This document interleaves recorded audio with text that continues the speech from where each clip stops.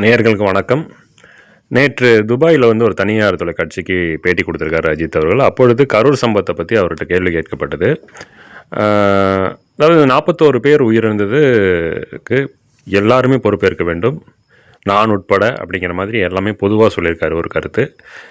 அது மட்டும் இல்லாம மீடியா ரொம்ப ஹைப் ஏத்தாதீங்க அப்படிங்கிற மாதிரி அவங்க மேலேயும் குற்றம் சாட்டியிருக்காங்க. அதாவது இவர் அஜித் தன்னோட ரசிகர்களை கூட்டிகிட்டே போகணும் அப்படின்னு நினைக்கக்கூடியவர் கிடையாது. என் படத்தை பிடிச்சா பாருங்கள், பிடிக்கலன்னா விட்டுருங்க, என் படத்துக்காக அடிச்சிக்காதீங்க, எனக்குன்னு ஒரு பட்டம் கொடுக்காதீங்க அப்படிங்கிறது ஒவ்வொரு இடத்தையும் ரசிகர் மன்றம் கலைப்பு உட்பட நிறைய விஷயம் பண்ணியிருக்காரு. ஸோ பொதுவான கருத்துக்கு நிறைய முன்வைக்கக்கூடிய ஒரு நடிகர்னு சொல்லலாம். அப்படி அவர் விஜய் தான் காரணம் அப்படிலாம் அவர் சொல்லவே கிடையாது. தனி மனிதனாக யாரையும் இதில் நம்ம குற்றம் சுமத்திட முடியாது. எல்லாம் தான் மக்கள் கூட்டமாக போனதும் தவறு தான், பாதுகாப்பு கொடுக்காதது தவறு, விஜய் லேட்டாக வந்தது தவறு, அந்த மாதிரி நிறைய விஷயங்கள் இதில் சொல்லிகிட்டே போகலாம்.